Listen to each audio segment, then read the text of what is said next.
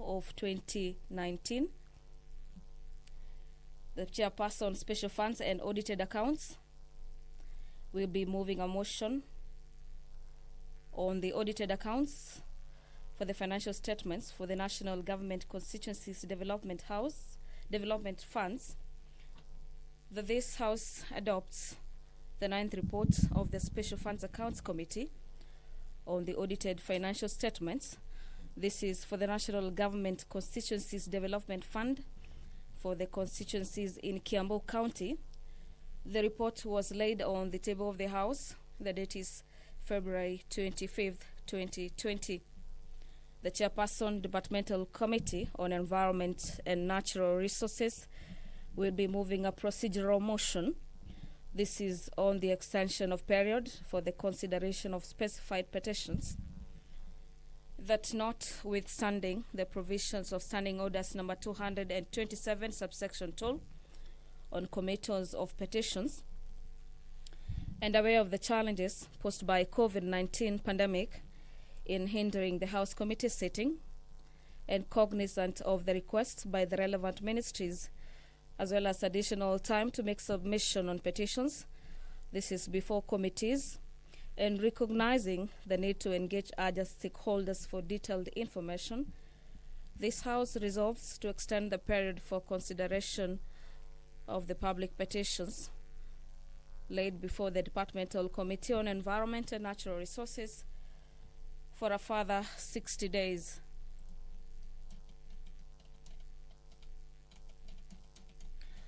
Pursuant to Standing Orders number 42, subsection A, the following members will be asking questions for reply before specified departmental committees. Member for Endebess, Honorable Robert Pukose, will be asking the Cabinet Secretary for Interior, Coordination of National Government, to provide the status of investigations.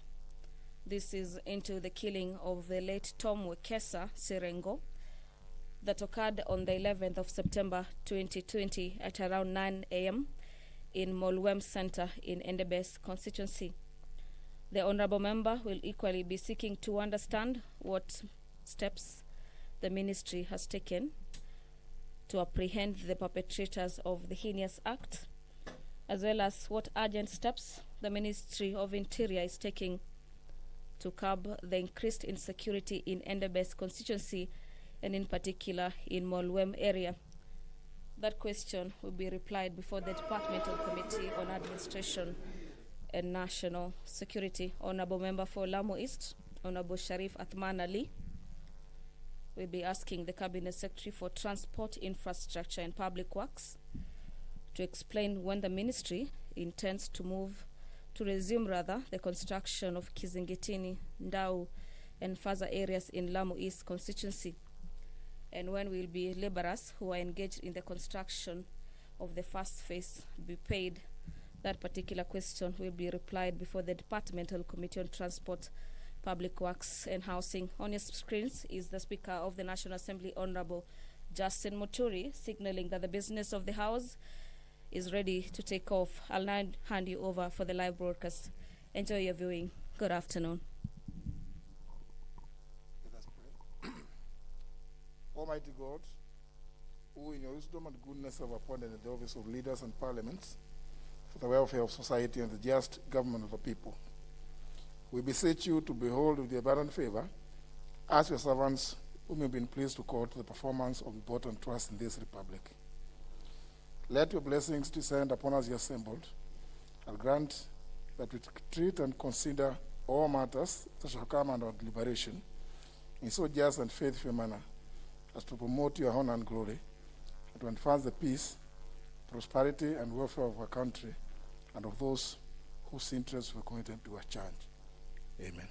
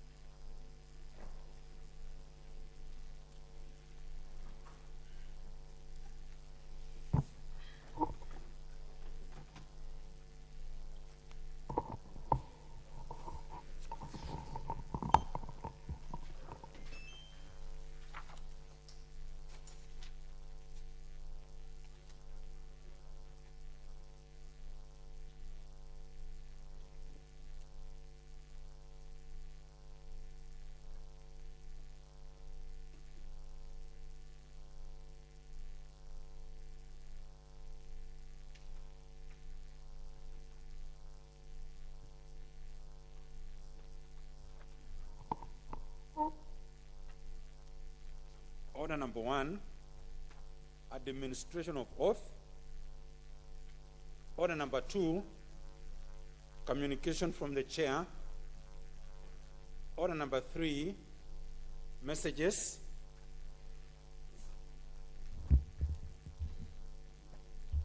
Honorable members, starting order number 41 requires the Speaker to expeditiously report to the House any messages received from the Senate. In this regard, I wish to report to the House that on Friday, 18th September 2020, I received a message from the Senate regarding the approval of the third basis for allocation of the share of national revenue among county governments in accordance with Article 217, Clause 3 of the Constitution. Honourable members, the message states that the Senate resolved inter alia, I would open the quotes, that the third basis for allocating among counties the share of national revenue that is annually allocated to the county level of government for the financial years 2020-2021 to 2024-2025 shall consist of the allocation, ratio, and the formula. Close the quotes. The allocation ratio refers to the shareable revenue allocated to the counties in the financial year 2019-2020, while the formula contains parameters and the respective various thresholds to be considered in determining the criteria for the horizontal distribution of the shareable revenue among the 47 county governments. The parameters contained in the formula include population, health, agriculture, urban, poverty, land area, roads, and the basic share. Honourable members, the message containing the specific formula is published by the clerk on the parliamentary website and circulated to all members. As you will appreciate, the basis for revenue sharing among county governments is a very critical element in facilitating the seamless execution of the devolved functions of our county governments. It is for this reason that as soon as I received the message, I thereupon invoked the provision standing order number 1 and existing precedents. This resulted in my immediate forwarding and the committal of the message, together with the accompanying third basis for revenue allocation formula, to the Budget and Appropriations Committee for consideration. I'm aware that the Clerk of the National Assembly has since published the formula in local dailies and sought submissions of the public views by way of a memoranda in keeping with the requirements of Article 118 of the Constitution. Honourable members, as the chairperson of the House Business Committee, I reiterate my undertaking that I made through my communication number 53 of 2020 on unlocking funds transferred to the county governments for financial year 2020-2021 on the 8th of September 2020, that the committee will prioritize this matter due to its urgent nature. As such, debate on the formula is scheduled to commence in the morning sitting of Thursday, 24th September 2020. To facilitate this, I direct as follows. 1, that the Clerk of the National Assembly publicizes the report of the Budget and Appropriations Committee immediately upon its conclusion, preferably before end of day tomorrow, Wednesday, 23rd September 2020. Number 2, that the committee tables its report during the morning sitting of Thursday, 24th September 2020 to enable debate on the Senate's resolution to proceed in the same sitting. And 3, that any member with further views or proposed amendments to the formula should submit the same to the committee as soon as possible. Having said that, honourable members, it is instructive to note that Article 217, Clause 4 of the Constitution provides that the National Assembly may, within 60 days, consider the resolution of the Senate in its determination on the basis for allocating the share of national revenue among the counties, and may approve, amend, or reject the resolution as passed by the Senate. An amendment or veto of the Senate's resolution would, however, require the support of at least 2/3 of the members of the National Assembly, being not less than 233 members of this House. In conclusion, honourable members, the approval of the third basis for revenue allocation will pave way for the chairperson of the Budget and Appropriations Committee to move consideration of the County Allocation of Revenue Bill 2020 soonest thereafter. I therefore encourage members to avail themselves during the consideration of these businesses so as to facilitate their timely conclusion and the unlocking of funding to our county governments. I thank you, honourable members.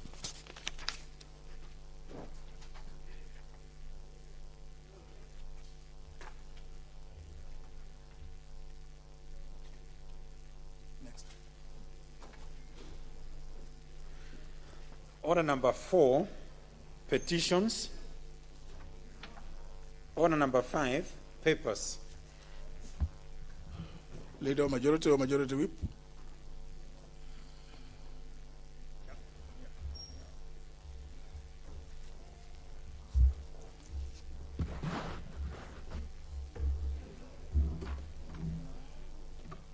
Yes. Thank you, Honorable Speaker. I beg to lay the following papers on the table of the House today, Tuesday, 22nd of 2020 afternoon sitting. Number 1, legal notice number 172 on the exemption from the provisions of Stamp Duty Act on the instruments executed for the transfer of land reference number 209/3869 and the explanatory memoranda from the National Treasury. Number 2, the agreement between the Kingdom of Denmark and the Republic of Kenya on the defense cooperation and the explanatory memorandum from the Ministry of Defense. Number 3, the annual report and financial statements of the National Police Service commissioned for the financial year 2018-2019. Number 4, reports of the Auditor General and financial statements in respect to the following institutions for the year ended 30th of June 2019 and the certificates therein. And number 1, the National Safety Net Program for Resorts, project number P131305 in the State Department for Social Protection. And 2, the Kenya Youth Empowerment and Opportunities Project, credit number 58120-KE in the State Department of Labor. Thank you, Honorable Speaker. The Honorable Tom Boya Ondege, on behalf of the Chair of Public Works.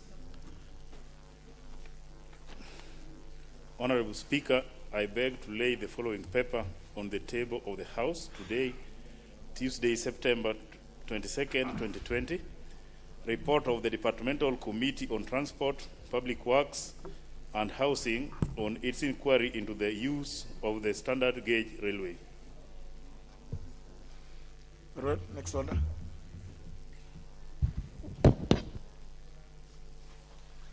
Order number 6, notices of motion. Honorable Tom Boya.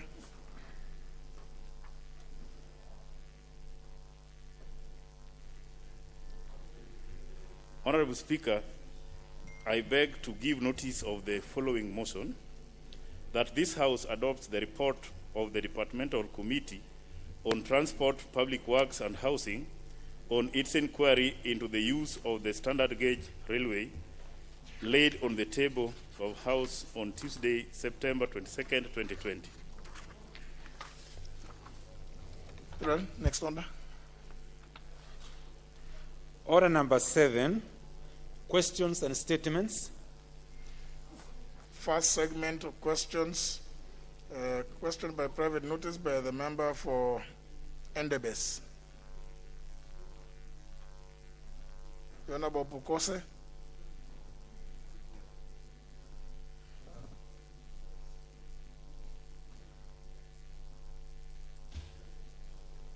Thank you, Honorable Speaker. Honorable Speaker, I stand to ask question number 024 of 2020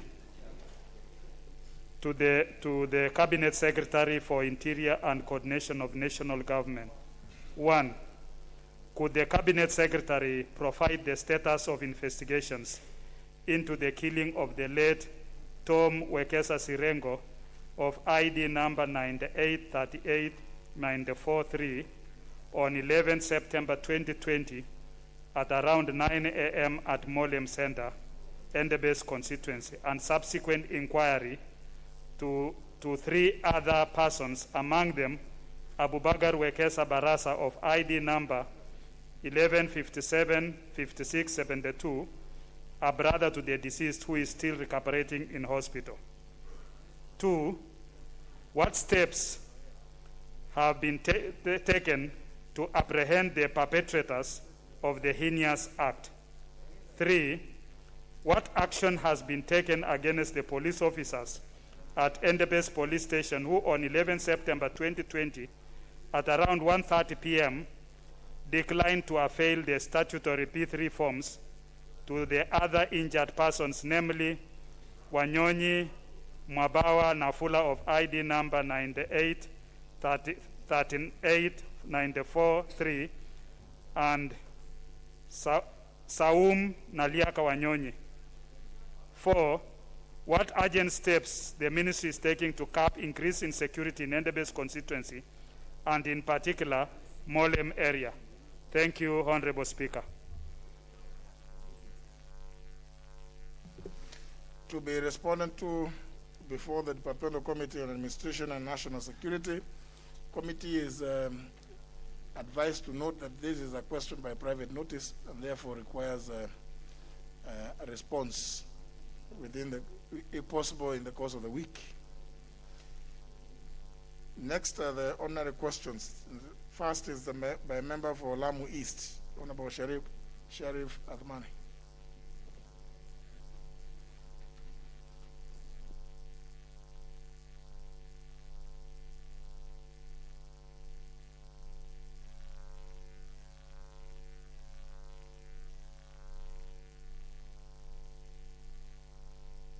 You just press the intervention button.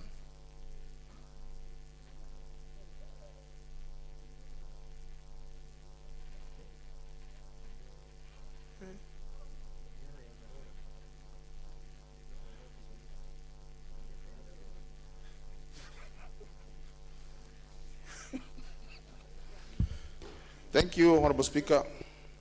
Honorable Speaker, I wish to ask a question number 176 of 2020, called the Cabinet Secretary explain when the ministry intends to resume the construction of the Kizingitini, Ndau, Faza, and Bajumali sea walls in Lamu East constituency, which stalled. Number 2, when will the laborers who were engaged in the construction of the said sea walls be paid? Thank you, Mr. Speaker. Will be replying to before the Departmental Committee on Transport and Public Works and Housing. Next question by the member for Kadiani. Thank you, Mr. Speaker. I rise to ask question number 180 of 2020 to the Cabinet Secretary for Energy. First one is, when will the ministry address the dangers posed by the main electricity power line passing through Kayani Secondary School in Kadiani constituency, which is endangering the lives of learners, teachers, staff, and parents, and further hindering infrastructure development in the school? And 2, could the ministry reconsider rerouting the power lines away from the school? Thank you, Mr. Speaker. To be replied to before the Departmental Committee on Energy. Next question by the member for Moyale, Honorable Gufu, who has requested for deferment. Request has been acceded to. So we move to the. But you requested for it to be deferred.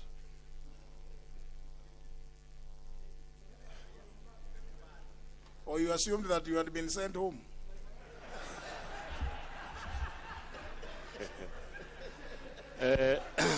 Proceed, Honorable Gufu.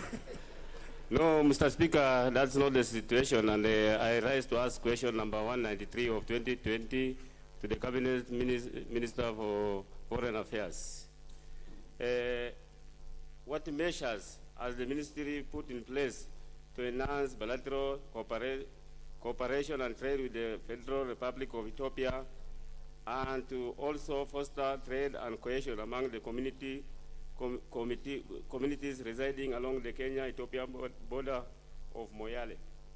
2, could the government consider operationalization of the one-stop border point along the Kenya-Ethiopia border in Moyale? Thank you, Mr. Speaker. Very well. To be replied to before the Departmental Committee on Defense and Foreign Relations. The next question is by the member for Mandera West, Honorable Haji. Thank you, Mr. Speaker. I stand to ask question number 195, 2020, to the Cabinet Secretary, Ministry of Education, or Cabinet Secretary of Education. Question number 1, what steps is the ministry taking to improve and enhance service delivery in the Ministry of Education office at Mandera West Sub-County headquarters that serves teachers from more than 78 primary schools and 9 secondary schools in the vast area? Number 2, when will the ministry create administrative unit designated as educational zones and deploy curriculum support officers?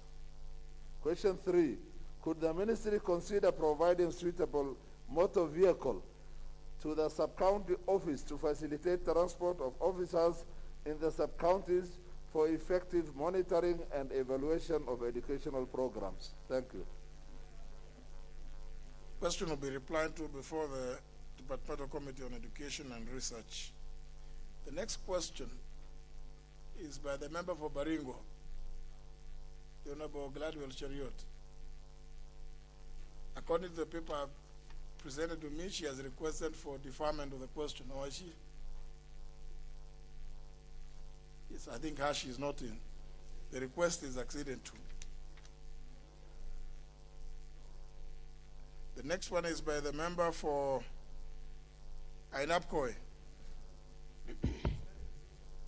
Mr. Speaker, sir, I arise to ask question number 202 of 2020. The Cabinet Secretary for Lands and Physical Planning. When will the ministry issue title deeds to the owners of land reference number 77/505 in Munyaka area of Ainapkoi constituency in Uasin Gishu County? Thank you, Honorable Speaker, sir. You are a gentle giant. Thank you.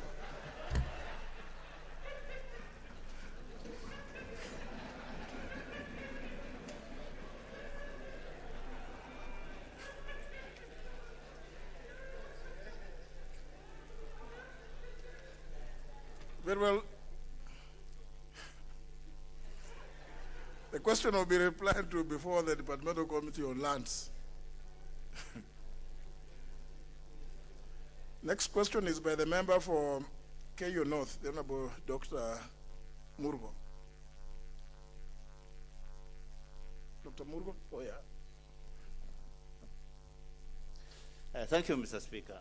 I stand to ask question number 203 of 2020 to the Cabinet Secretary for Transport, Infrastructure, Housing and Urban Development.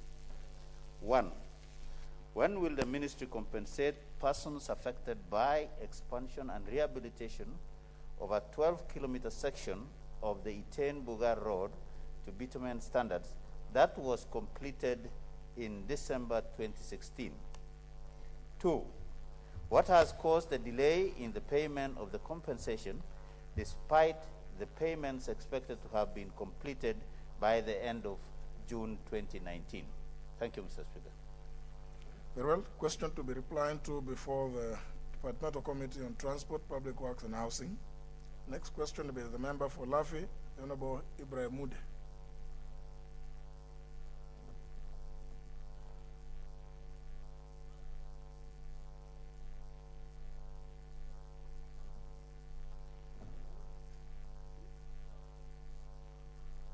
think you must be. Very well, proceed. Thank you, Mr. Speaker. I rise to stand question number 207, directed to TSC, the Teacher Service Commission. Why has the Teacher Service Commission office taken inordinately long to establish a sub-county office in Lafi? When will the Commission establish the Lafi sub-county office and have it staffed with the required personnel to facilitate efficient administration of teacher service in the area? Thank you, Mr. Speaker. That you indicate you need a written reply. The question will be appropriately directed for the same. Next question is by the member for Kitui West, the Honorable Endeth Nyense, who has requested for its deferment. Request has been acceded to. Question deferred. Last question by the member for Starehe, the Honorable Charles Jagwe.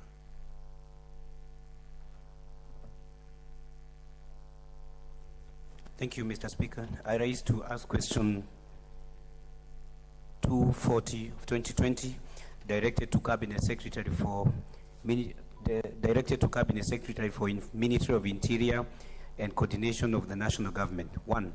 Could the Cabinet Secretary explain the status of investigations into the premature death of 4 persons, namely Melissa Okwemba, ID number 2266-05088, and her unborn baby James Otieno, ID number 274-11976, and Asili Sophia, minor, and injuries to 8 persons, namely Benedetta Katungwa, ID number 3033-3697, Collins Kiprop, ID number 3743-1323, Beatrice Kwamboka, ID number 2856-1288, Albert Nyereru, ID number 205-76972, Elizabeth Nyamboke, Robinson Vali, minor, Dominic Kioyo, minor, David Nyakundi, minor, and damages of properties that occurred on 12th September 2019 as a result of a collapsed perimeter wall in Kamongo area, Landmawe Ward, Starehe constituency. 2.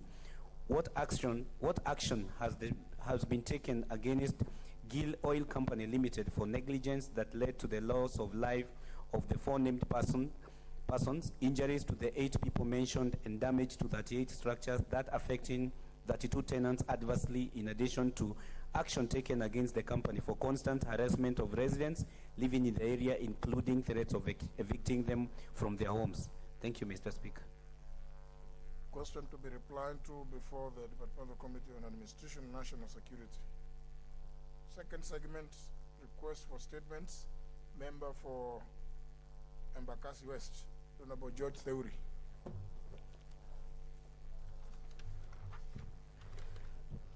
Thank you, Mr. Speaker. Honorable Speaker, pursuant to Standing Order 44-2C, I wish to request a statement from the Chairperson of Department Committee of Transport, Public Works and Housing on overdue expansion of Kagundo Road. Honorable Speaker, Kagundo Road is a major road traversing through Embakasi West constituency and whose importance has significantly increased following the exponential increase of population living and working along the extensive road, as well as motorists using the road on a daily basis. However, Honorable Speaker, the 3.9 road is currently heavily congested and is used by motorists heading to and from Komarok, Kayole, Jiru, and other satellite estates, thereby causing massive traffic gridlocks. In addition, the Kagundo Road Fire Station and the new Wakulima Market, which will serve over 2,000 traders, are both located along the road, which is primarily one of the reasons that led the National Transport and Safety Authority to label Kagundo Road as one of the city top 5 high-risk roads. Honorable Speaker, recently expansion works on the road that commenced on 2019 have been below expected standard and have done little to reduce the road congestion, thus necessitating comprehensive expansion commensurate with the road, traffic road, and is on account of these concerns that I seek for a statement from the Chairperson of the Department Committee on Transport, Public Works and Housing on 1. How much money was spent on the recent expansion works on Kagundo Road, and 2. what are the specific designs of the dual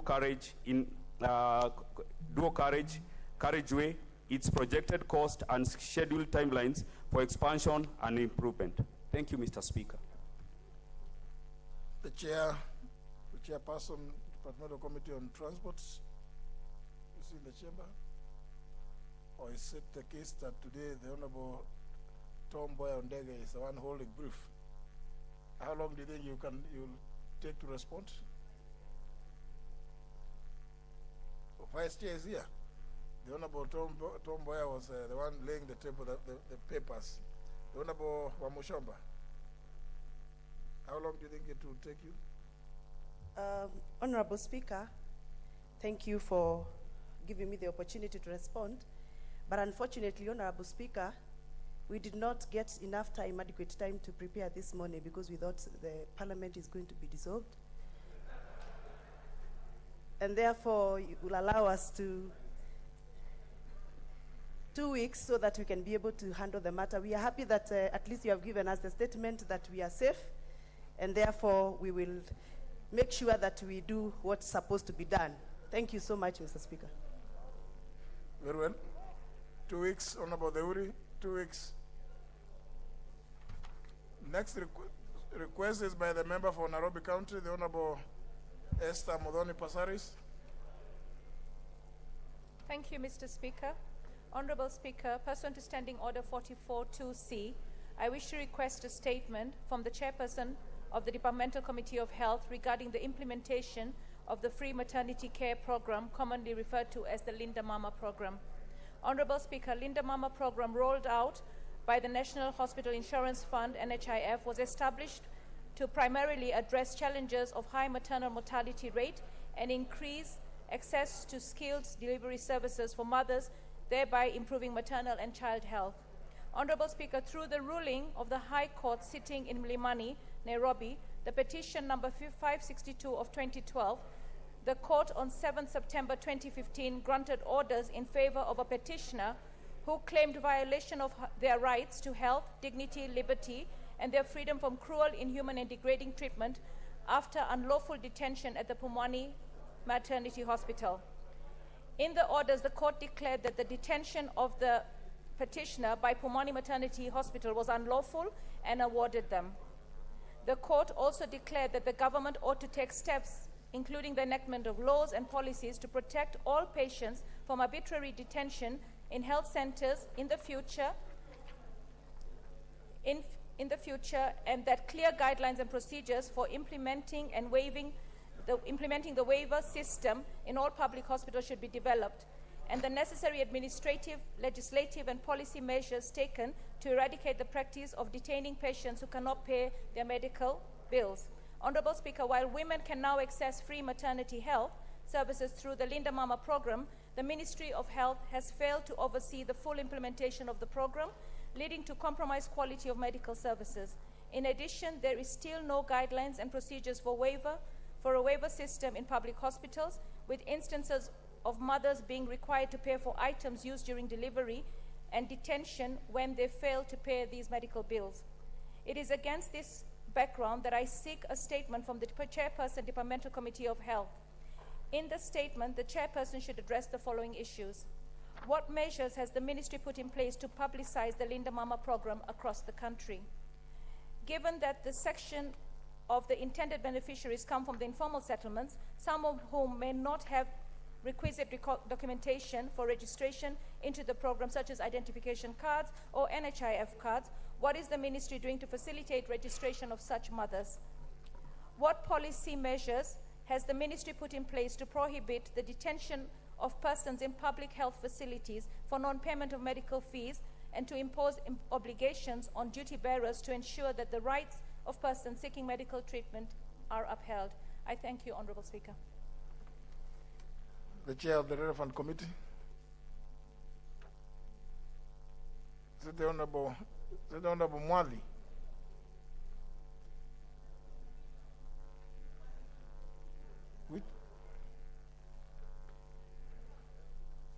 With the appropriate chair. Health. The Honorable Member for Muranga. Does she have a deputy? Honorable Joshua Kutuni, member for Cherangani.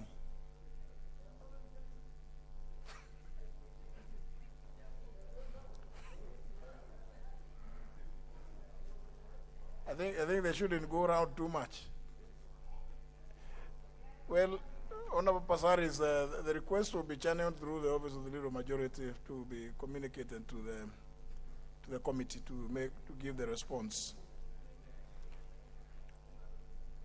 Part 2 of this segment is some 4 statements to be issued by the Chairperson, Departmental Committee on Finance and National Planning, the Honorable Anga.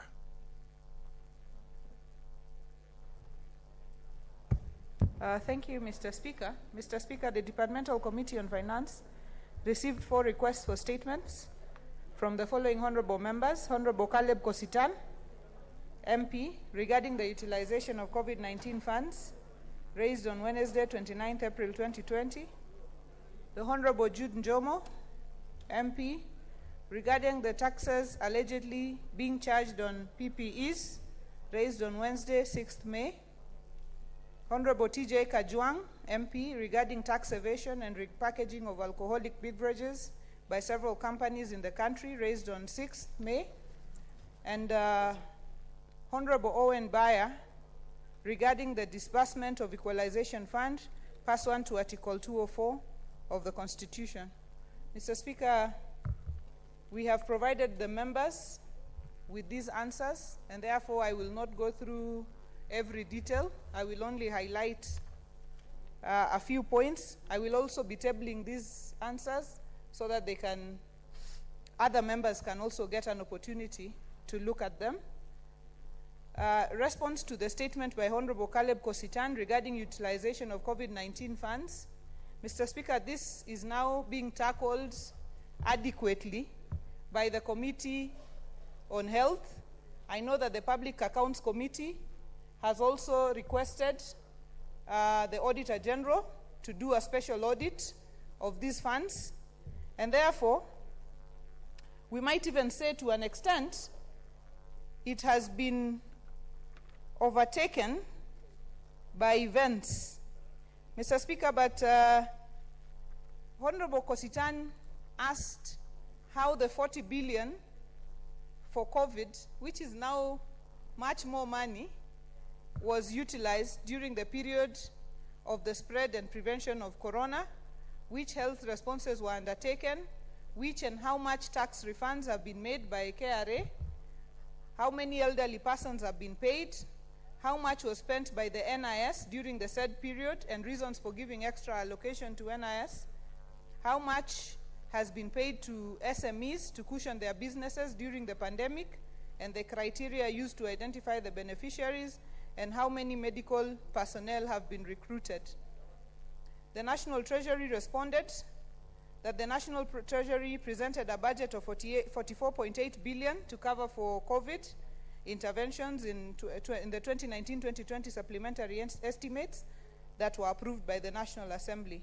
There is a whole chart here which has a breakdown of which departments were allocated how much. Honorable Kositan should have a copy of this, and therefore I will not go through every line item because it is rather long, Mr. Speaker. Mr. Speaker, the National Treasury also stated, and the reason this response might not actually be adequate because it is being handled by the various departments that were given this money. So the National Treasury stated that to adequately respond to the details of the issues raised by the member, the National Treasury has requested the implementing agencies to furnish them with that information, which they do not have at the moment. But they ended by saying that on the item on the MSMEs, the National Treasury was considering the comments from the public participation for the draft PFM Credit Guarantee Scheme Regulations 2020 for operationalization of the Credit Guarantee Scheme for MSMEs. The beneficiaries of the guarantee will be identified through the participating financial intermediaries once the regulations are issued. The process of onboarding the PFIs has commenced. in line with the Public Procurement and Asset Disposal Act of 2015.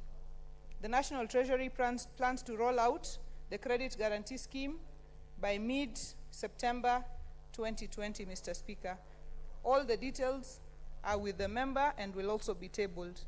On the second question by Honorable Jude Njomo regarding the taxes allegedly being charged on PPEs, again it is a question for whose time, because now the buying of the PPEs has really gone down.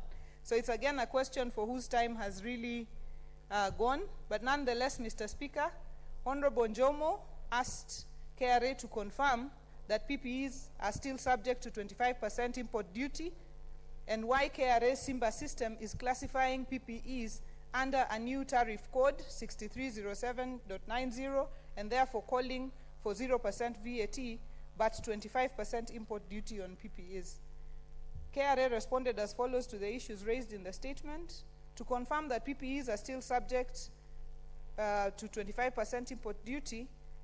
PPEs are different items classified in different tariff codes in the ESC CET, which is the East African Community Common External Tariff, according to their material composition and function.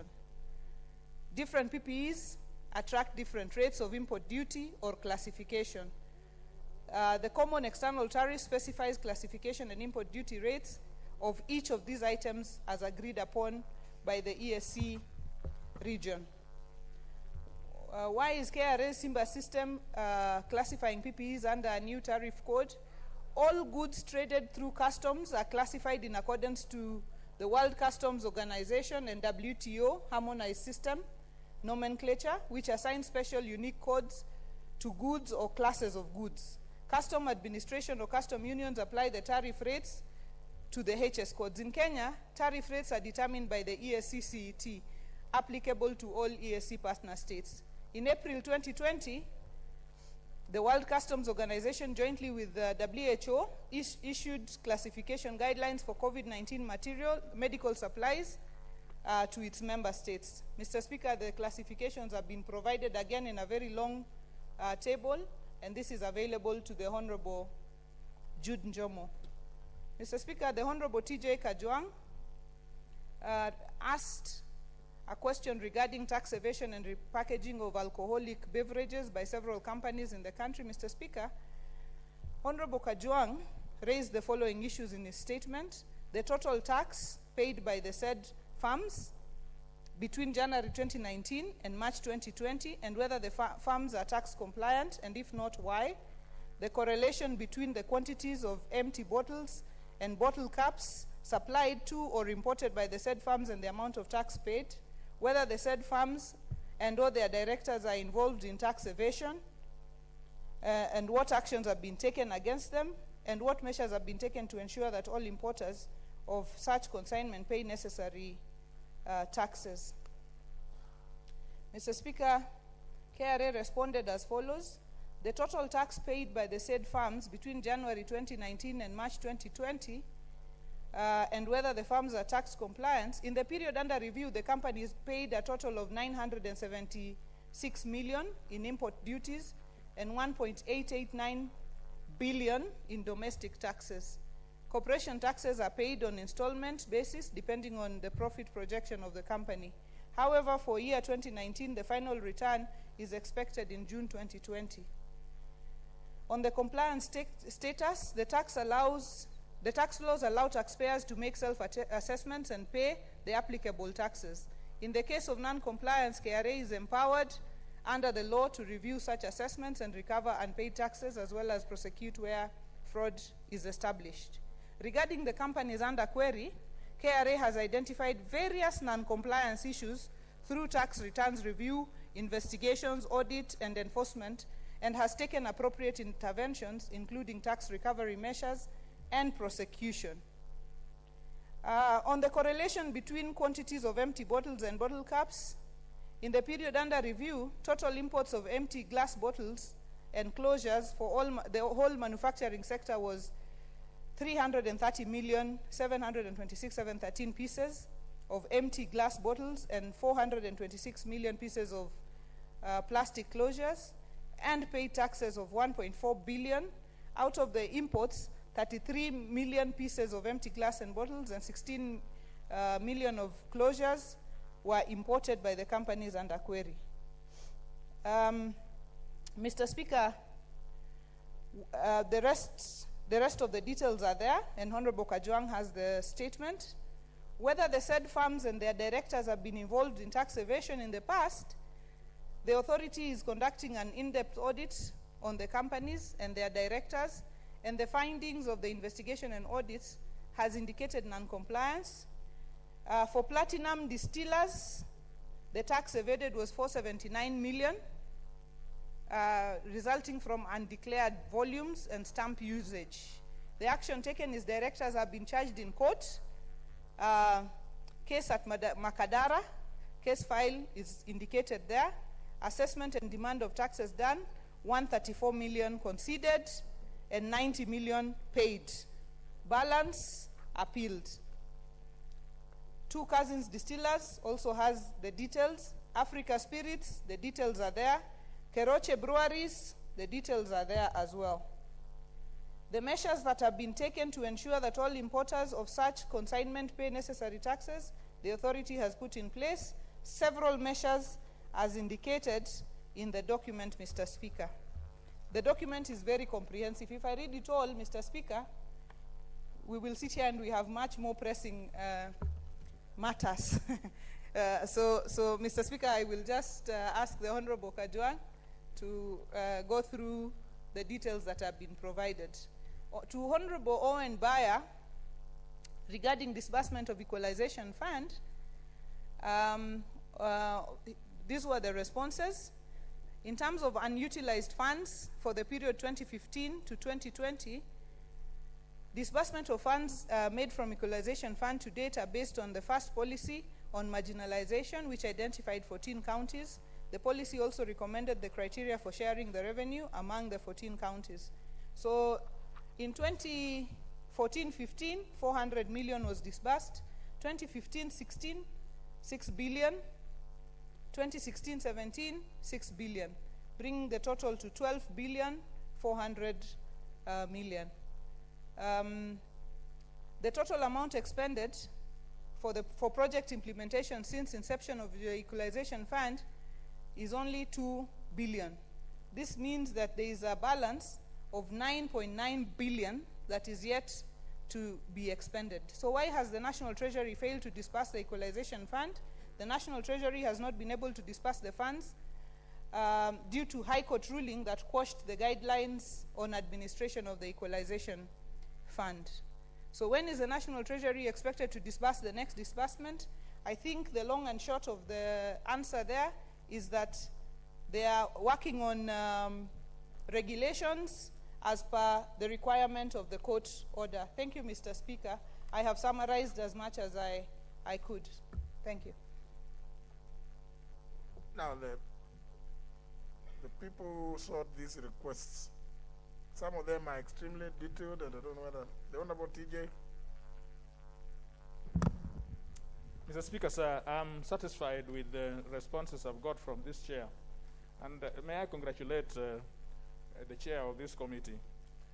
Looks like this committee was waiting for a competent chair, as we now do. Because as we say, what a man can do, a woman can do better. But Mr. Chairman, I'm impressed that because of this query, KRA has gone back to its investigative and compliance checks, and you now see that several companies have been netted to a tune of more than $1 billion in terms of taxes evaded, and it has resulted in directors being charged before courts of law, and we have details of those prosecutions and in respect of places where they have been taken, and this is very laudable. However, Mr. Speaker, the minister, I think, did not address himself sufficiently to question number Roman 2, the correlation between empty bottles and and cups, bottle tops. That is very novel, and we were doing that. I was doing that very advisedly, because the rancor in my constituency, as I said here before in Ruaraka, this liquor that we are complaining about is often cheap liquor. And what the instructions which I had from Ruaraka that I was prosecuting is that you find that distributors and distillers will use the bottles, but after using the bottles, they regurgitate, they use the same bottles again in recycle, using sometimes very dangerous substance, including ethanol. The only way you can be able to get these people is when they declare themselves for tax. And so you need to know how many bottles per a company related to the bottle tops. Because bottle tops, Mr. Speaker, sir, you know, when I talk about these issues, the member for Suba South is unable to understand me, because the man feasts on water and water alone. And so he does not know how these issues sometimes affect some of us. But, Mr. Speaker, sir, you and I, we understand these things. So that, Mr. Speaker, the bottle tops are the ones which are draw taxes. So if you then can relate the two, then you are, for example, able to show that this company is involved in prudent production of what it is. Now, what you see here, I have information, very detailed information, about the bottle tops. I mean, about the bottles, empty bottles. I do have, it is here. But I don't have information on the bottle tops. So I would ask, with a lot of respect to the chair of the committee, that they would ask for a supplementary. It's not quite a supplementary, it's a clarification. That we get information on bottle tops, that then we can relate to the empty bottles, that then our issues can be prosecuted. Mr. Speaker, sir, you saw it the other day in a place called Dindiri, outside Ruaka here, a place which my friend, the Honorable, the Vice Chair of the new Vice Chair of that committee knows. And also in, I think, Gatundu. Members of the public are out there, particularly women, crying about cheap liquor. Even during this time when COVID, and you know, His Excellency, the President, should take a lot of, we cry that we cannot close some of these substances forever. But he did close this thing since February.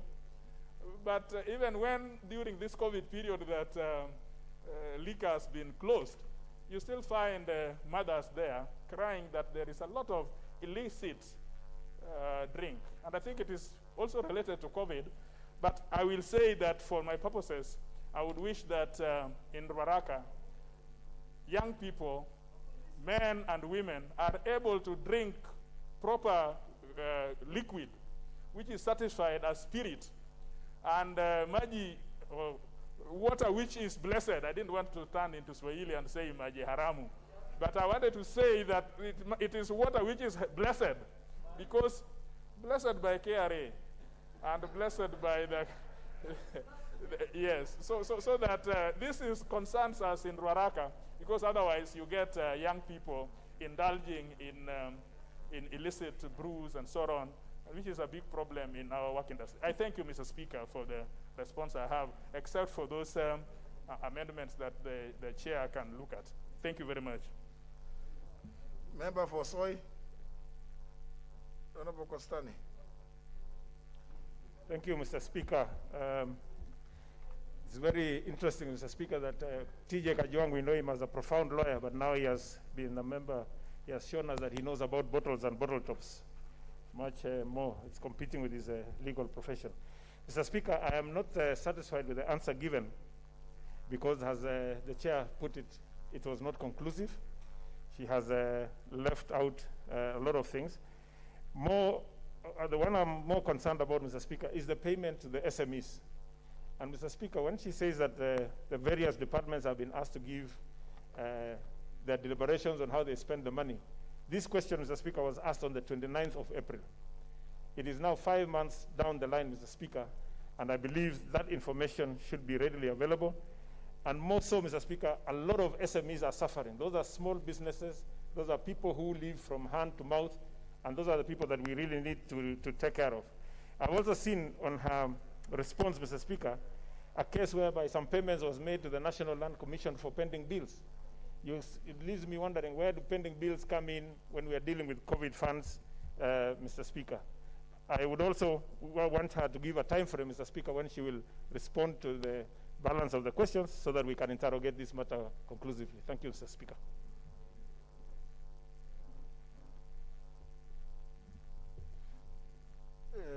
Chair, would you wish to say anything about what the Honorable Caleb Kosana has raised? Thank you, Mr. Speaker.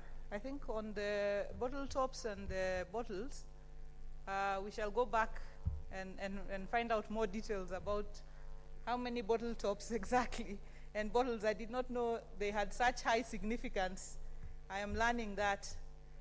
For Honorable Caleb, I think, Mr. Speaker, the House passed the PFM amendment for creation of the credit guarantee scheme about 2 months ago, and that amendment then allowed National Treasury to come up with regulations. So I think it is for us to push them, because I've seen in the answer they said they should start rolling out by mid-September.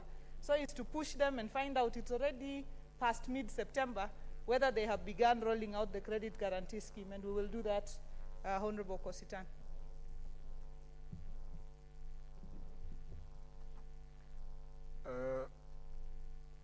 Is Honorable Jude Jomo? I'm first of all looking at the members who sought the statements. The Honorable Owen Bayer.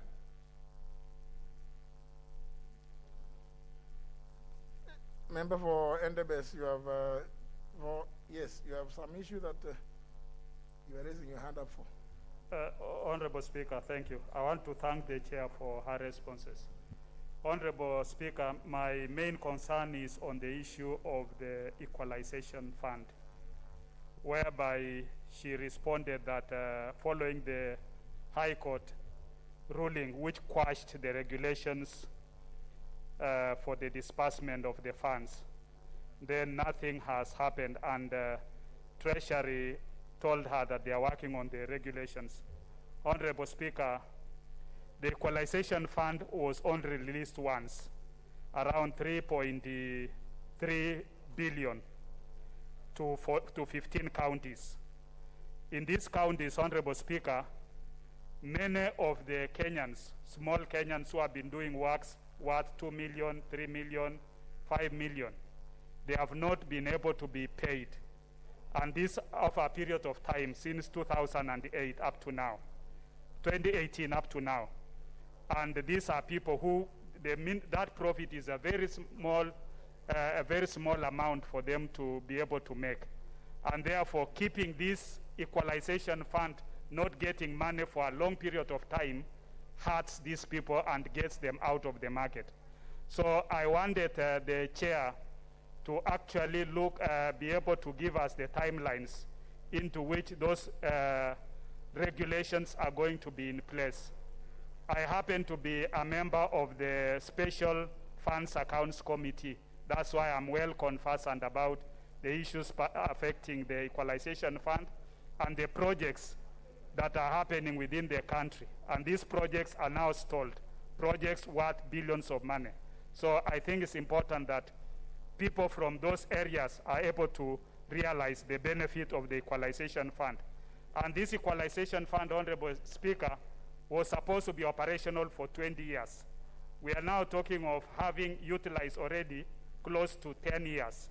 Now, how soon they need to have that money to be able to do the project for the remaining 10 years. So I think this is a very critical thing that the Chair, with all the energy that now you seem to be exhibiting, should be able to tackle that issue and have it come to resolved so that we can have regulations in place as soon as possible. Thank you, Honorable Speaker.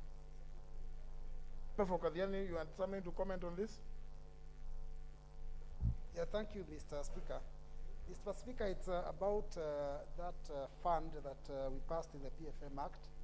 And my observation, Mr. Speaker, as I appreciate the response by the chair, is that these regulations need to be hastened because, Mr. Speaker, before the implementation, the regulations have to be in place. And the regulations, Mr. Speaker, should tell us how this money will be shared out, because we are talking about small, we are talking about micro, we are talking about medium enterprises. So we need to know how the money will be shared out amongst the different cadres. And again, we're also interested in knowing how it will be shared out amongst the different regions in the country. So it's important that we get that information beforehand. And of course, finally, the fact that this fund was supposed to have been, as the chair has said, was supposed to already be implemented by the mid of September. We already passed the mid of September, so we are running late. And this was meant to stimulate the economic growth within this period of COVID. And we are noticing that the numbers seem to be dropping. So I think it's something that needs to be done, in the fastest time possible. Thank you, Mr. Speaker. Leader Minority, please. Sorry. Thank you, Mr. Speaker. Mr. Speaker, I just wanted to also raise some concern. As I support the answers given by the chair, there is the issue that the Honorable Kositany, this issue of COVID funds. And Mr. Speaker, Honorable Kositany comes to Bunge, he has allocated a seat. Immediately after his question is dealt with, he walks out. And then tomorrow he will start raising so many issues in funerals. Anyway, Mr. Speaker,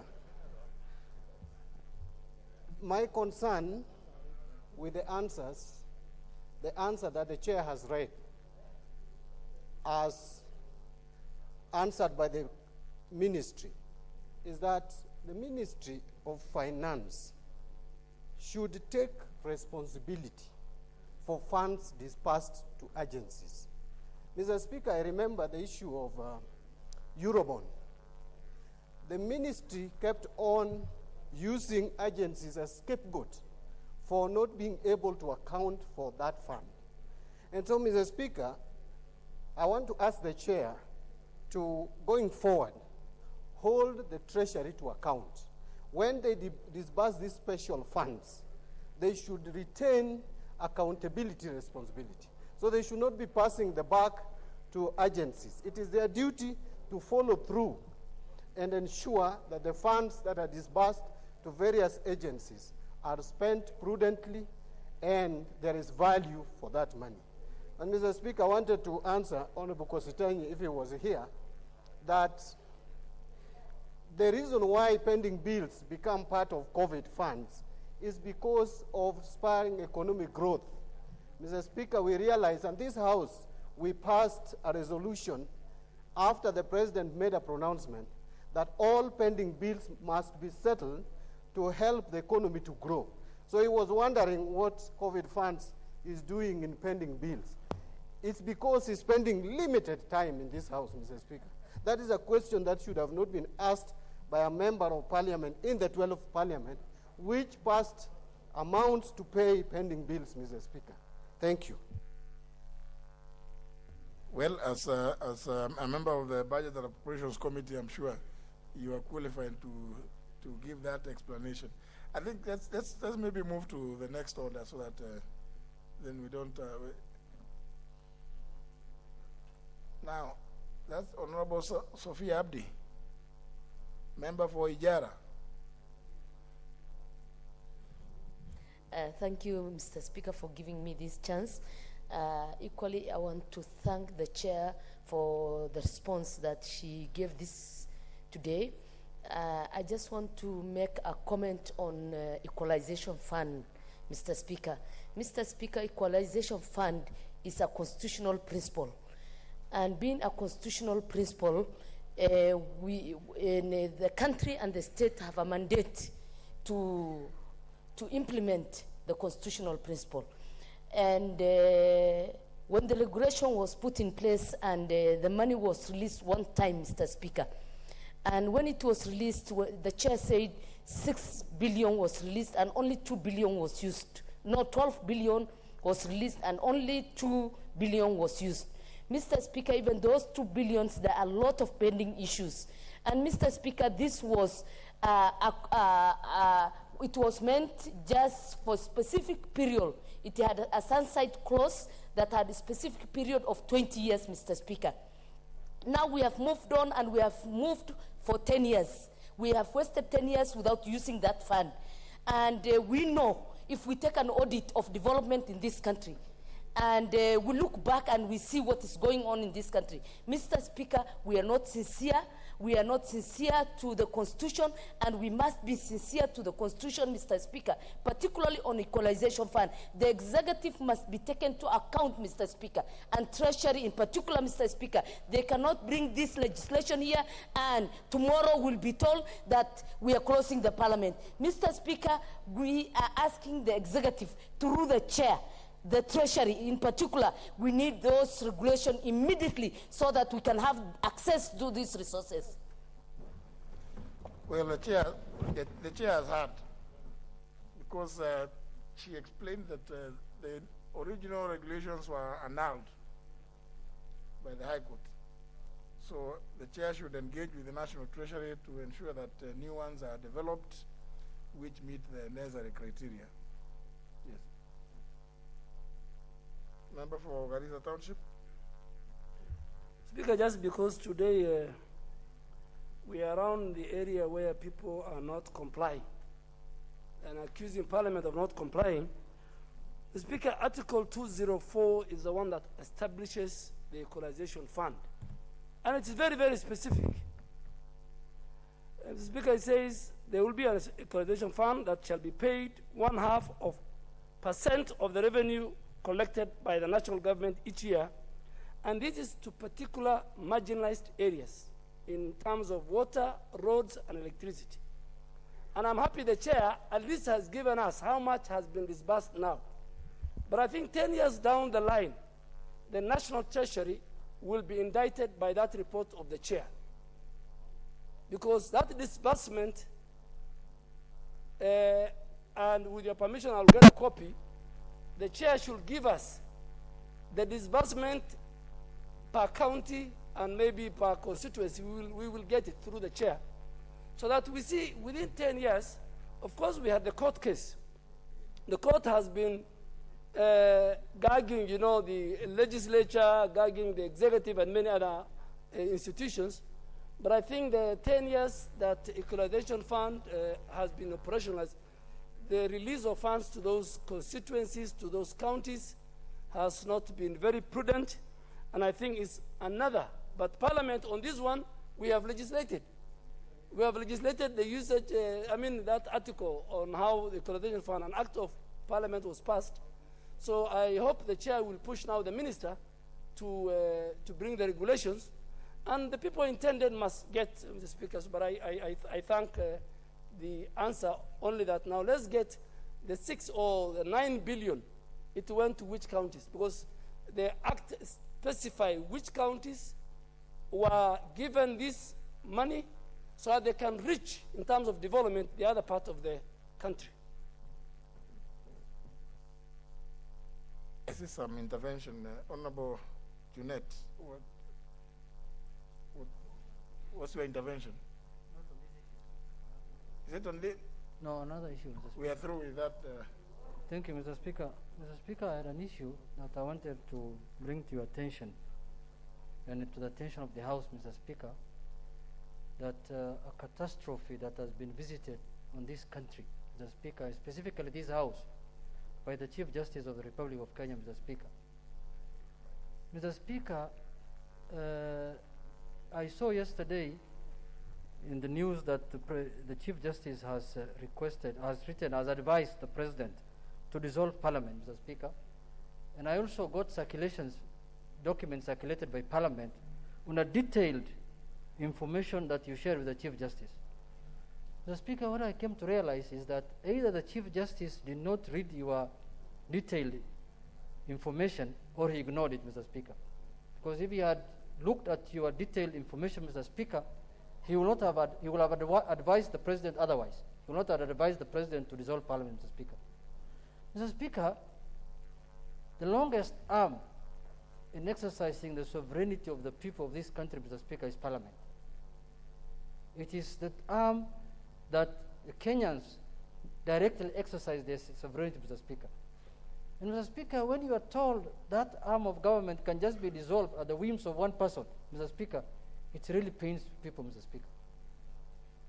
There are a lot of issues, Mr. Speaker, that needs to be canvassed, Mr. Speaker.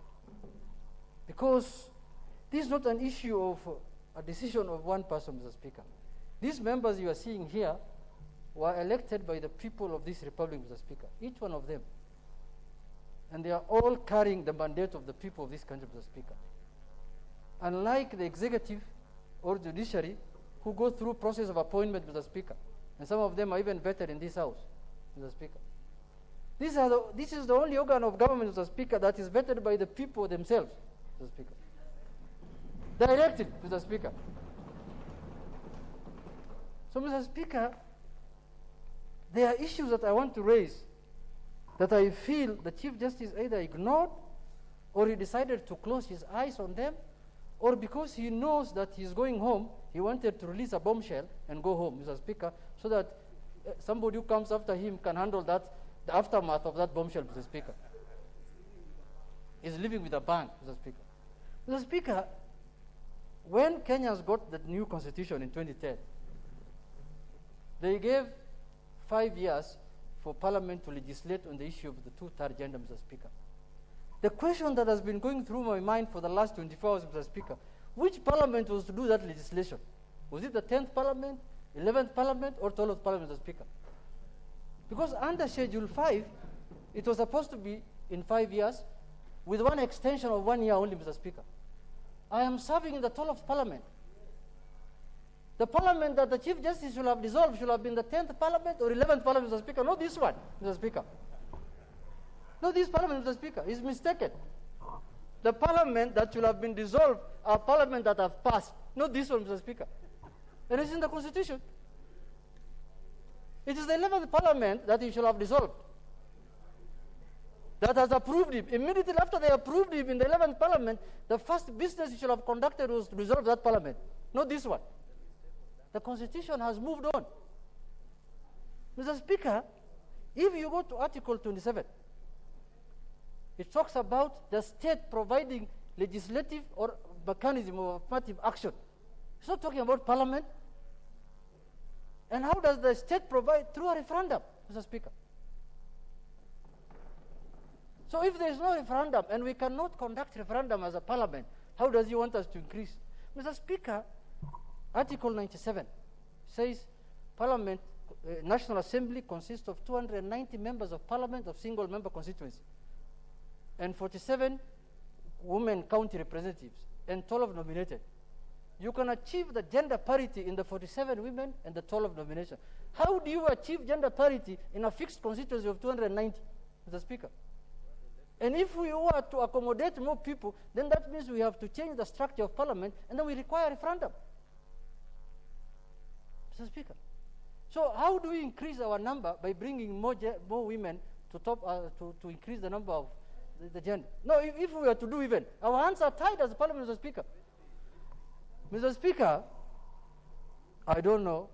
Honestly speaking, I'm not a lawyer, but I didn't understand where the Chief Justice was coming from.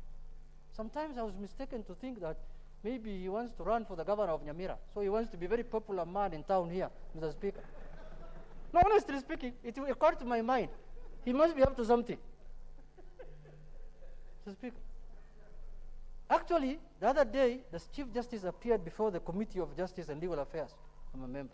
And one of the issues that was discussed was his succession, Mr. Speaker. Mr. Speaker, precedent was set by the president of the previous Supreme Court, the president of the court, and the Chief Justice, Honorable Willie Mutunga. He left office, Mr. Speaker, 6 months before the expiry of his term, Mr. Speaker, for good governance purposes, so that the judiciary can have time and space to go through the process of nominating through the JSC the new Chief Justice, Mr. Speaker.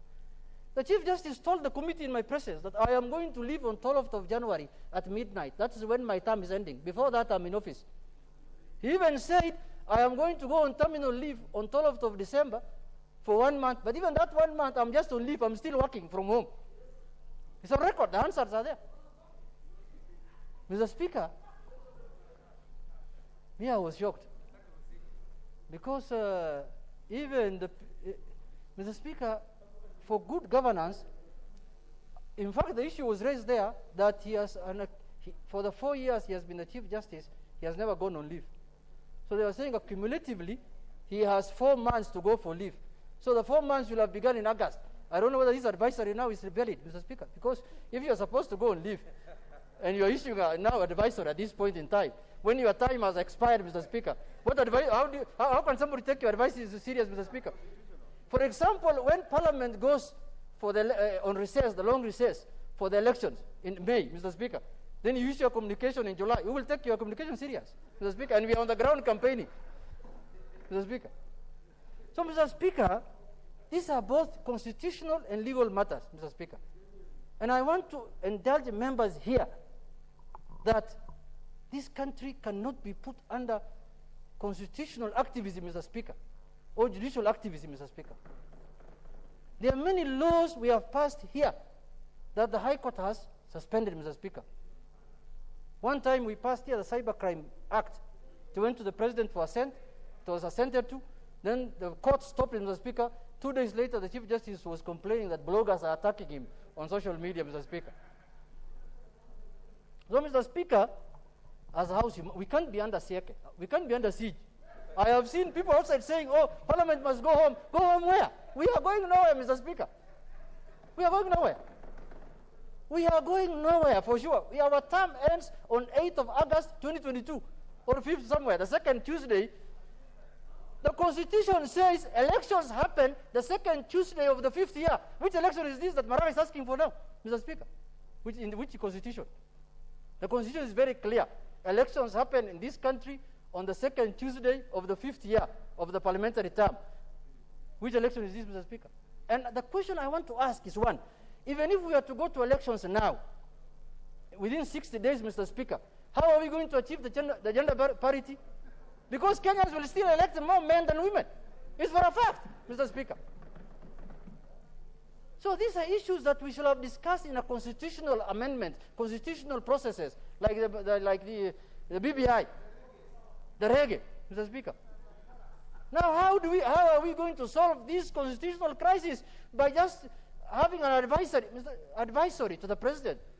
The President has no power to solve this house. We are not a creation of the President in the first place.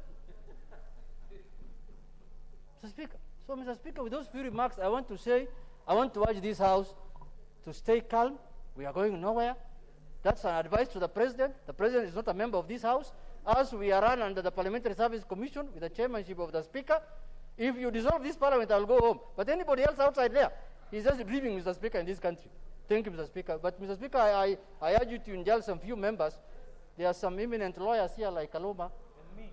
And here, because, you know, mine was not legal. Mine was Diwakali, Mr. Speaker. So now you can look for the lawyers here who can add, Mr. Speaker. Thank you, Mr. Speaker.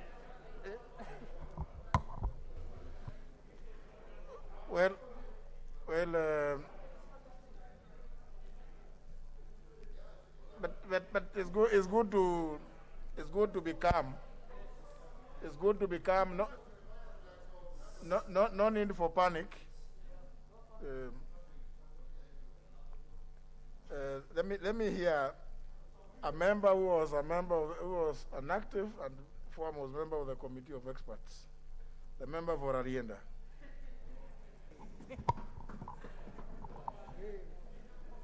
Thank you, Mr. Speaker.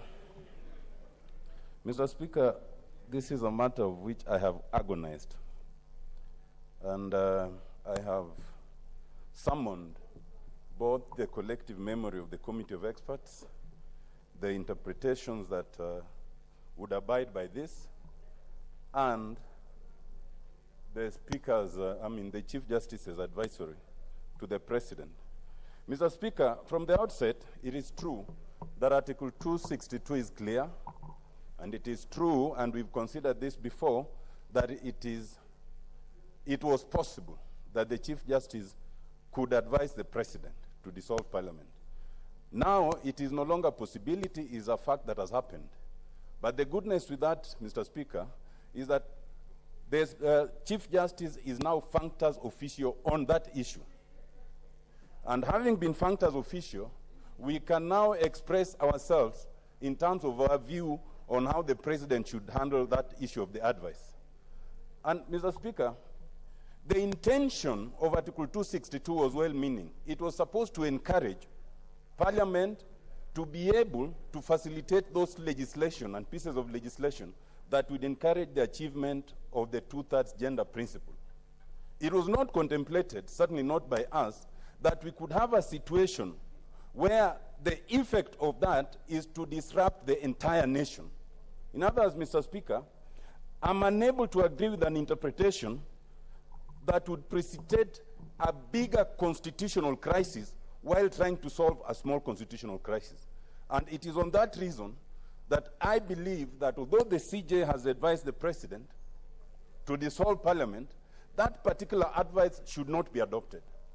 It should not be adopted for a number of reasons, Mr. Speaker. First of all, there is no timeline. And therefore, we can use that time to prudently examine what is to happen. The reason it should not be adopted is this. If you look carefully at our Constitution, all the elections are lumped together on the same day. The President is to be elected on the same day when the governors are being elected, when members of Parliament are being elected, when MCs are being elected. And all of them use the same day of the general election, and the date is given. Any consequence, in my view, of dissolving Parliament must of necessity dissolve all those other bodies, including the presidency as elected. And that then would mean that we would not just be talking of a crisis of Parliament, we'll be talking of a crisis of all other institutions. And then we come to the second bigger difficulty. If that is to be so, for the President who is serving his second term, for the governors who are serving their second term, and who by the Constitution would be barred from further running, for this particular one, will they be eligible or not? That is a constitutional question that must be determined beyond just advising the President to dissolve Parliament. We are in even further problems as we speak today. The IEBC is not properly constituted. The Justice and Legal Affairs Committee only considered the draft bill, which is yet to be presented, on how to appoint further commissioners of the IEBC. Which IEBC will be able to conduct those elections in their immenseness to the satisfaction of the Constitution?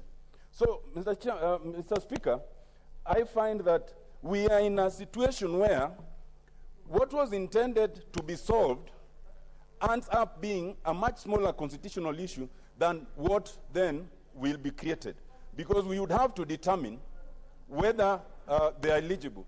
That is why, Mr. Speaker, I support the Parliamentary Service Commission. I support the move to go to court for further interpretations. We must have that further interpretation clearly before we rush on the issue of dissolution. Mr. Speaker, I have urged 3 weeks ago the leadership of this House that there's also something else we can do in the meantime, even in that meantime. The problem here with Article 262 is the timeline, that we were unable to pass the legislation within 6 years. I suggested, and I still want to suggest to the leadership, that we can consider amending Article 262 and simply move from the 6 years to 10 years. The whole issue will have gone away. And we do not even need a referendum for that, or 15, or whatever the case. Mr. Speaker, I want to suggest, as I close, Mr. Speaker, as I close, Mr. Speaker, is that advice, well-meaning as it might be, is advice that should not be taken because we will be in a crisis. Thank you, Mr. Speaker. Do I say, Honorable?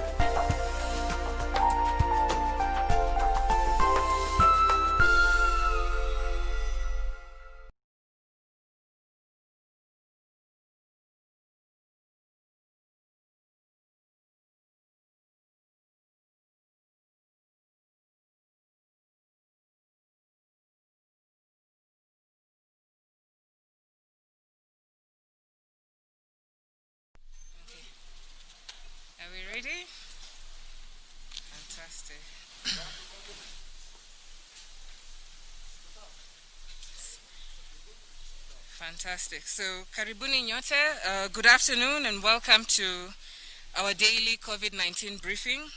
Today is our 183rd briefing.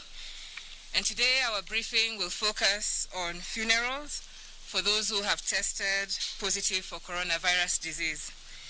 This indeed has been a matter that has raised great public interest, considering the fact that our culture, our norms, our communities attach importance to the manner in which we send off our loved ones.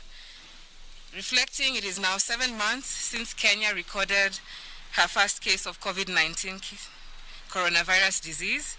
As you're all aware, the number of confirmed cases has been on a steady rise, and some of our beloved countrymen and women, including some of our frontline soldiers, have lost their lives as a result of this pandemic.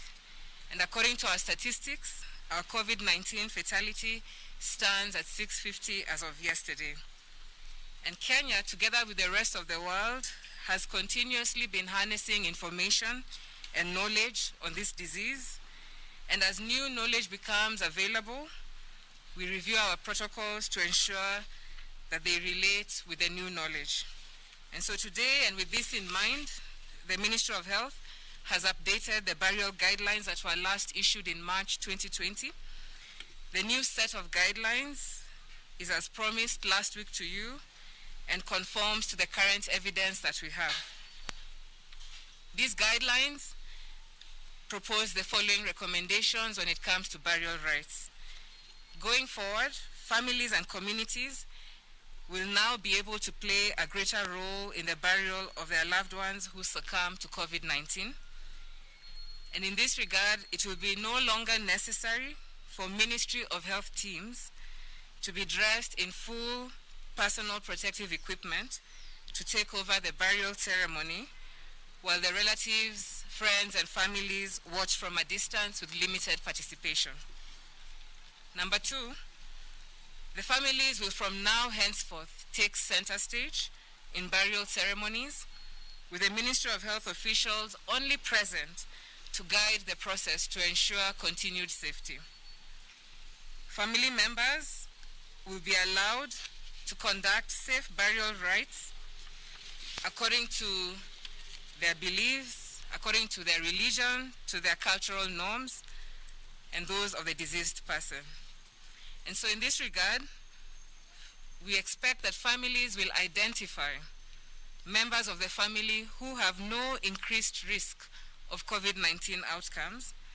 And these identified members are the ones who shall safely conduct the last rites and are recommended to utilize PPEs during the burial process.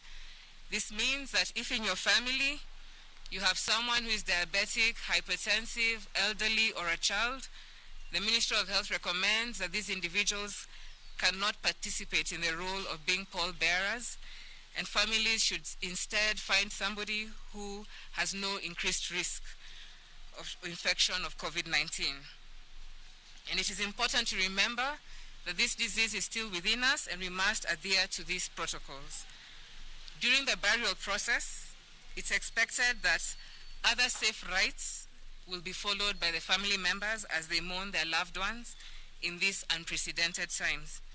We continue to maintain restricted physical contact with the body, and also during the family rites to maintain social distancing, particularly at the grave sites. We also continue to appeal to our people to strictly adhere to other containment measures, including ensuring hand washing stations are available during funeral services, wearing of masks continues in all public spaces, including burial ceremonies, and maintaining of social and physical distancing. As we continue and with continued emerging evidence, we shall continue to update these protocols. Now, turning on to our COVID-19 situation, today 139 people have tested positive from a sample size of 1,774 tested within the last 24 hours. This brings the total caseload in the country to 37,218. In terms of our cases today, 125 of them are Kenyans, whereas 14 are foreigners. 112 are males, whereas 22 are female. The youngest is a 4-year-old, and the oldest is 82.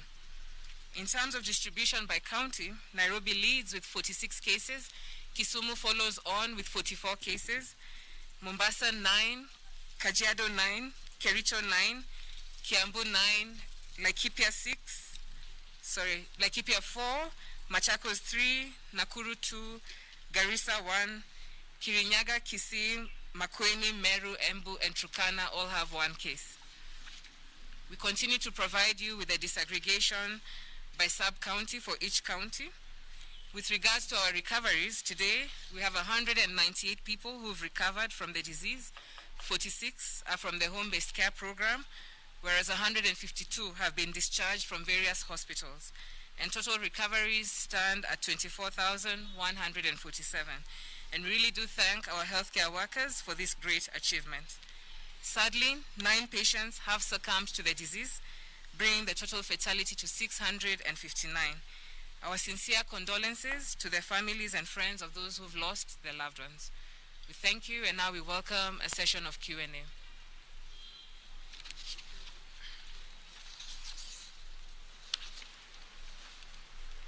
My name is Lynette Kizwa from TV47, and I wanted to ask, in your assessment, do you think schools should be opened?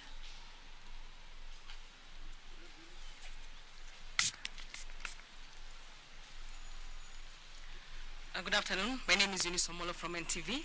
Still in line with school opening, I have 2 questions. One, what are some of the guidelines that Ministry of Health, together with the Ministry of Education, are really working on to ensure that the staff and the students are going to be safe in schools? Then number 2 is another question on psychosocial support that will be given to students or pupils, if at all there is any plan on that. They're going to include counselors who are going to talk to the students through. Thank you.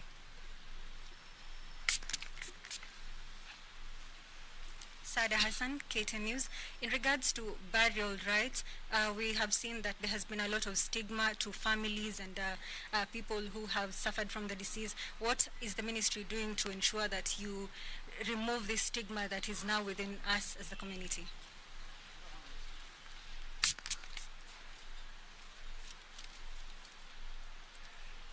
Hi, my name is Graham Kajula from The Standard. The first question is about shortage of ARVs. I would like to find out to what extent has the pandemic affected access to or procurement and access to ARV drugs. And my second question is with regards to the change in burial protocols. Before the change, you used to announce cases, people who have tested positive after they've died. So once these burial protocols have changed, are you still going to test people who have succumbed to the virus for the virus? And also those people, at the moment you're not testing asymptomatic cases. So if the contacts of the dead person are asymptomatic, are you still going to test them? Thank you. Hi, my name is Diana from Ibru TV. Following the protocols that right now you're saying about the burials and relaxing some of these containment measures, are we likely to see the reopening of the economy sooner? Are we at that percentage where now we are going to reopen, and or have we developed some sort of immunity? Perhaps you can tell us. Thank you. Thank you, Diana, for your questions. I think I'll start with that. With regards to reopening of the economy, what Kenya employed is a balanced approach when it comes to ensuring, responses are dealing with the health crisis, and that also we are able to ensure continuity of the economy. And that is the approach that we continue to employ. But most importantly, many of your questions actually touching on today shall be given, qualitative answers coming Monday during the presidential speech that will be shared, as well as a COVID-19 conference. But what we can say is that our change of burial protocols is related to the current advice from WHO. We are able to share with you the current advisory from WHO that states that emerging evidence shows us that there's very reduced risk of transmission of COVID-19 when it comes to the burial rights. So that is exactly what we are doing, re-reviewing with the current evidence and adopting them to our norms and culture within the country. With regards to immunity, again, we cannot say as a country, definitely, we have not reached a place where we can say we are now immune, and that's important for Kenyans to remember. The COVID is still with us. We are not at a point where we can say that we have immunity. In fact, no country in the world, including China in of itself, can say that they have immunity. There's a question from Graham on shortage of ARVs. Right now, we have the requisite drugs that are needed for ARV patients. We had a small challenge with Septrin, but mechanisms are underway to ensure that this drug that prevents opportunistic infections in people of low immunity is available. And so there are teams working on that to ensure that anyone living with HIV/AIDS does not miss the required drugs. In terms of change of these burial protocols today, I'm very glad, Graham, that you can remember that we are not testing asymptomatic people, and that remains. It doesn't matter if someone in your family has died. Your status of being symptomatic is not dependent on whether there's a death or not in your family. And so the protocols continue with regards with how we've been testing. Remember also when you're conducting issues such as autopsies and different, when you're trying to check what causes of death pathologically, if a COVID test is required, it shall still be conducted because, you may need to rule out issues when it comes to conducting autopsies. The other question is on stigma. We are hoping now with the new guidelines that there shall be, continued reduction in stigma. Part of the stigma was associated with the full gowning of PPEs and the idea that the family had to stand back and watch the last rites being performed, most of the time by a stranger. So with these new protocols, we would like to then say that this may be reduced, as well as our behavior change campaign that we are rolling out and learning how to live with COVID, learning how to now, exist in the new normal. The other question that has been asked is with regards to psychological support and schools opening. Again, an issue that will be relayed to you on Monday during the COVID-19 conference. The Minister of Education has pronounced himself on this several times, and so we ask for your patience. On Monday, just a few days down the week, you shall get the answers to those questions. I can ask Dr. Kuria to jump in and add in when it comes to this burial rights and the testing of COVID-19 and the current evidence base. Thank you, Kasmase. And I think you've highlighted most of the issues in the new guidelines. But what Graham asked about testing, yes, we have not been testing contacts who are not symptomatic, so that one still remains. We only test contacts who develop symptoms in the course of their follow-up. And even then, for every death that happens in the community, we are still urging in the new guidelines that the community around the decedent informs the local administration so that that death is recorded in the OB, and then the county public officers are informed so that liquid investigations are carried out to ensure the cause of death is established. So that if it is not a COVID death, then the normal D2 burial permit is issued and interred in normal circumstances. Should there be then need, based on the history that is taken, that is likely to be a suspect of a COVID death, then the county public health officer is going to inform the laboratory officers, and a sample will be taken and the body will be handled just as been handled in obeying all the IPC protocols. Now the issue here about the new protocol is about the number of people that will be burying that person from the Ministry of Health. Now we are not releasing the body entirely to the families. It will be supervised burials, and there will be a public health officer still supervising that burial. What we are encouraging is that where the body is ready for storage, the public health officer in that facility or in that locality informs the public health officer where the body is going to be interred, so they are in communication and the body is then handed over. There are certain forms that will be signed by the public health officer of the mortuary where the body will be laid, and then the document will be related to the public health officer where the body is going to be interred. So the public health officer where the body is interred still supervises the burial, so that we do not allow the members of the family to break any of the IPC protocols. So where PPEs are going to be used, they still be used by the family members. What we are not seeing is the men in white, all dressed in white, taking over the burial and leaving all the family members alone. So we have learned, of course, that the infectivity of that body, if you manage it properly, is minimal. So that the family members will be allowed to handle that body as long as still, the risk is still there, they wear some PPE. So we are not telling the public that now they are free to go on with the burials as normal. PPEs will still be buried and IPC protocols will be observed. We are not also telling that we are going back to our religious rights and cultural rights, where those who wanted to kiss their bodies could still go on kissing. That body could still be infective, but if it is handled properly as laid down in the protocols, you can handle it using PPEs. So we still insist that those cultural beliefs where bodies have to be kissed, some are washing the bodies, those ones are still prohibited. You are still not allowed to wash that body. It could still be infective. And once the body is placed in that double bag and then placed in the casket, you are not allowed to open that casket. Two, we are not going to be embalming these bodies because the autopsies that are going to be conducted, that body could still be infective. So handling of those fluids is not allowed unless you are in suits that are negative pressure enabled. So we still urge members of the public to still follow the IPC protocols that are devised in the protocol and avoid at any time getting into contact with the fluids of the deceased. So you'll not be allowed to open those caskets again as has been practiced, but you'll be able to handle that body as a family, following, of course, all the infection control procedures that will be guided through by the public health officer will be accompanying you. Though not dressed in white, but it will be accompanying you to make sure you follow the protocols to the letter. You don't want any spikes of infections once we release these protocols. Thank you. Thank